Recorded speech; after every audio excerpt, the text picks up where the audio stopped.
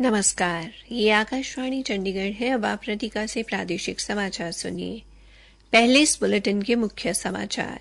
NEET UG परीक्षा से जुड़ी सभी याचिकाओं पर उच्चतम न्यायालय में सुनवाई पूरी हुई। सर्वोच्च न्यायालय ने केंद्र सरकार को निर्देश दिए हैं कि वो राज्य व अन्य हितधारकों के साथ परामर्श करके महिला कर्मचारियों के लिए मासिक धर्म अवकाश पर एक आदर्श नीति तैयार करे।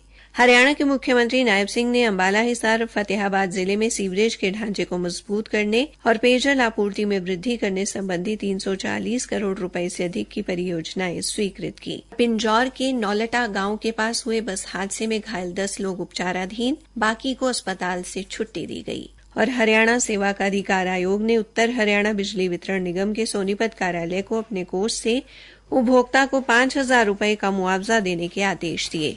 अब समाचार विस्तार से। सर्वोच्च न्यायालय ने राष्ट्रीय पात्रता सह प्रवेश परीक्षा नीट यूजी से संबंधित कई याचिकाओं पर सुनवाई पूरी की। इनमें नीट 2024 परीक्षा में अनियमितताओं और कदाचार के आरोप तथा नए सिरे से परीक्षा आयोजित करने का निर्देश देने की मांग वाली याचिकाएं भी शामिल हैं। एक याचिकाकर्ता की ओर से उपस्थित वकील ने न्यायालय से कहा कि ये परीक्षा पेपर लीक, ओएमआर शीट में गड़बड़ी और नकल के कारण रद्द कर दी जानी चाहिए। जवाब में न्यायालय ने कहा कि परीक्षा रद्द करना अंतिम उपाय नहीं है। मुख्य न्यायाधीश डी.वाई. चंद्रचूड़ ने कहा कि परीक्षा की शुचिता भंग हुई है और परीक्षा दोबारा कराने से पहले पेपर लीक के बारे में जानना जरूरी है। मुख्य न्यायाधीश डी.वाई. चंद्रचूड़, न्यायमूर्ति जे.बी. पारदीवाला और न्यायमूर्ति मनोज मिश्रा की पीठ ने कुल 38 याचिकाओं पर सुनवाई की। इससे पहले शीर्ष अदालत के समक्ष दायर एक हलफनामे में केंद्र और राष्ट्रीय परीक्षा एजेंसी ने कहा था कि परीक्षा में अनियमितताओं के किसी भी सबूत के अभाव में परीक्षा दोबारा आयोजित करने की कोई जरूरत नहीं है। नई परीक्षा से लाखों वास्तविक उम्मीदवार प्रभावित होंगे। राष्ट्रीय परीक्षा एजेंसी सरकारी और निजी संस्थानों के लिए देश भर में नीट यूजी की परीक्षा का आयोजन एमबीबीएस, बीडीएस, आयुष और अन्य संबंधित पाठ्यक्रम के लिए करती है। सर्वोच्च न्यायालय ने केंद्र को निर्देश दिए हैं कि वो राज्य और अन्य हितधारकों के साथ परामर्श करके महिला कर्मचारियों के लिए मासिक धर्म अवकाश पर एक आदर्श नीति तैयार करे। मुख्य न्यायाधीश डी.वाई. चंद्रचूड़, न्यायमूर्ति जे.बी. पारदीवाला और न्यायमूर्ति मनोज मिश्रा की पीठ ने आज मासिक धर्म अवकाश नीति की मांग करने वाली जनहित याचिका का निपटारा कर दिया। महिला एवं बाल विकास मंत्रालय को इस पर एक नीति तैयार करने के लिए हितधारकों के साथ बैठकें आयोजित करने के निर्देश दिए हैं। पीठ ने कहा है कि नीति से जुड़ा ये मुद्दा अदालतों के संज्ञान का मुद्दा नहीं है। महिलाओं को ऐसी छुट्टी देने पर अदालत का निर्णय प्रतिकूल और हानिकारक साबित हो सकता है, क्योंकि नियोक्ता उन्हें काम पर रखने से बच सकते हैं। शीर्ष अदालत ने आगे कहा कि ये निर्देश राज्य सरकार को मासिक धर्म अवकाश की नीति पर स्वतंत्र निर्णय लेने में बाधा नहीं बनेगा। हरियाणा के मुख्यमंत्री नायब सिंह ने 3 जिलों अंबाला, हिसार, फतेहाबाद में सीवरेज के ढांचे को मजबूत करने और पीने योग्य पानी की आपूर्ति में वृद्धि करने के लिए 340 करोड़ रुपए से अधिक की 5 परियोजनाओं को स्वीकृति दी है। एक सरकारी प्रवक्ता ने बताया कि अंबाला जिले में नगर निगम क्षेत्र में शामिल किए गए 11 नए गांवों में सीवरेज का विस्तार किया जाएगा। नया गांव, कामला गांव और देवी नगर में मलशोधन संयंत्र लगाए जाएंगे, जिन पर कुल 165 करोड़ 96 लाख रुपए की लागत आएगी। इसी तरह हिसार जिले में 61 करोड़ 44 लाख रुपए की लागत से अमृत योजना के द्वितीय चरण के तहत बरवाला नहर से हांसी कस्बे के लिए पानी लाने की परियोजना लगाई जाएगी। इसके अलावा 65 करोड़ 11 लाख रुपए की लागत से आदमपुर में मौजूदा सीवरेज ढांचे को मजबूत किया जाएगा और मल शोधन संयंत्र लगाया जाएगा। इसी तरह फतेहाबाद जिले के जाखल कस्बे में पेयजल आपूर्ति में वृद्धि के लिए नई जल आपूर्ति पाइपलाइन परियोजना प्रस्तावित है, जिस पर 7 करोड़ रुपए की लागत आएगी।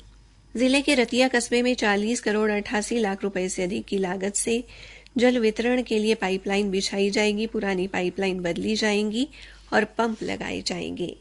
हरियाणा के लोक संपर्क मंत्री डॉ बनवारी लाल ने आज पलवल में 1 करोड़ 6 लाख रुपए की लागत से 2 विकास कार्यों का उद्घाटन व शिलान्यास किया, जिनमें पलवल जेवर अलीगढ़ रेलवे ऊपरगामी पुल पर रेलवे लाइन पार करने के लिए दोनों तरफ बनाई गई सीढ़ियों का उद्घाटन शामिल है।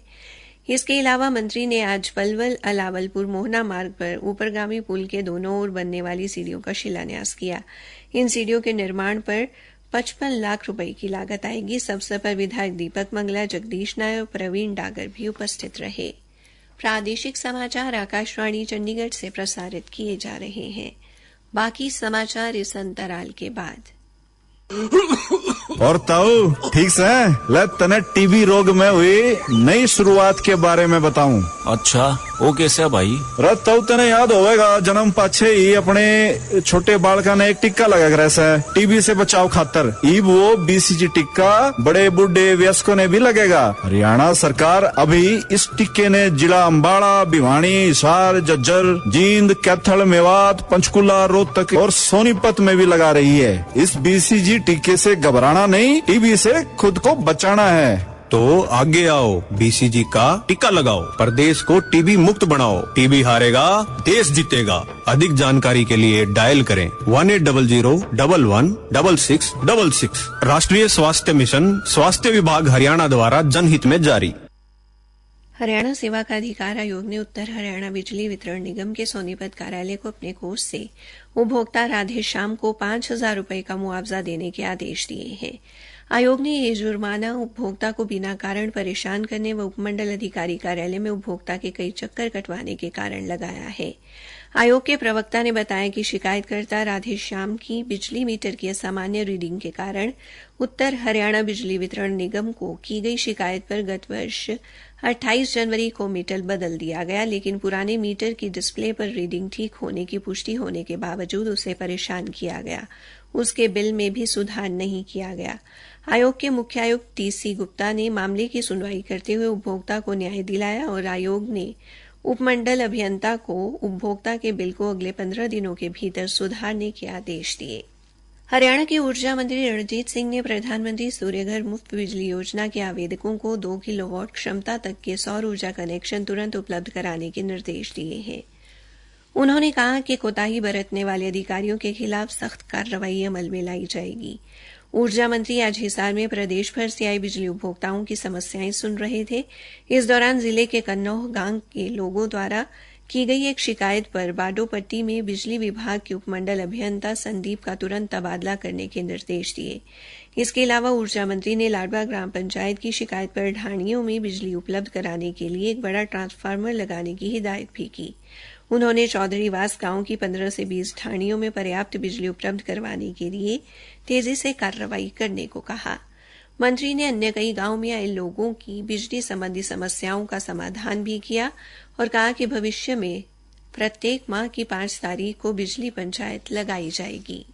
आज सुबह पंचकुला जिले में पिंजौर के गांव नौलटा के पास बस हादसे में घायल हुए बच्चों व वयस्कों में से अधिकतर को उपचार के बाद छुट्टी दे दी गई है। हमारी संवाददाता सुमन शर्मा ने बताया है कि इस समय पंचकुला के नागरिक अस्पताल में 9 घायल उपचाराधीन हैं, जबकि गंभीर रूप से घायल हुई 60 वर्षीय तारो देवी पीजीआई चंडीगढ़ में उपचाराधीन है। काबिले गौर है कि आज सुबह हरियाणा रोडवेज की एक बस पलटने से 50 के करीब बच्चे व वयस्क घायल हो गए थे। दुर्घटना का संज्ञान लेते हुए परिवहन मंत्री असीम गोयल ने बस चालक संदीप कुमार और परिचालक जसपाल को निलंबित कर दिया। बस हादसे की जांच के लिए समिति का गठन भी किया गया है। इसके अलावा मंत्री ने सुबह के समय इस रूट पर 2 नई बसें चलाने के भी निर्देश दिए हैं। हरियाणा के महिला एवं बाल विकास मंत्री असीम गोयल ने कहा है कि राज्य सरकार द्वारा बच्चों की देखभाल के लिए 500 शिशुगृह खोलने के तय किए गए लक्ष्य में से 165 शिशुगृह खोल दिए गए हैं। श्री गोयल ने कहा कि प्रथम चरण में 16 जिलों में शिशुगृह खोले गए हैं और इनमें 4,500 से अधिक बच्चों की समुचित देखभाल की जा रही है। मंत्री ने कहा कि 500 शिशुगृह खोलने के लक्ष्य के अलावा भी जहां जरूरत होगी और शिशुगृह खोल दिए जाएंगे। अंत में मुख्य समाचार एक बार फिर। नीट यूजी परीक्षा से जुड़ी सभी याचिकाओं पर उच्चतम न्यायालय में सुनवाई पूरी हुई। हरियाणा के मुख्यमंत्री नायब सिंह ने अंबाला, हिसार और फतेहाबाद जिले में सीवरेज के ढांचे को मजबूत करने और पेयजल आपूर्ति में वृद्धि करने संबंधी 340 करोड़ रुपए से अधिक की परियोजनाएं स्वीकृत की और पिंजौर के नौलटा गांव के पास हुए बस हादसे में घायल 10 लोग उपचाराधीन, बाकी को अस्पताल से छुट्टी दी गई। इसी के साथ ये समाचार बुलेटिन समाप्त हुआ।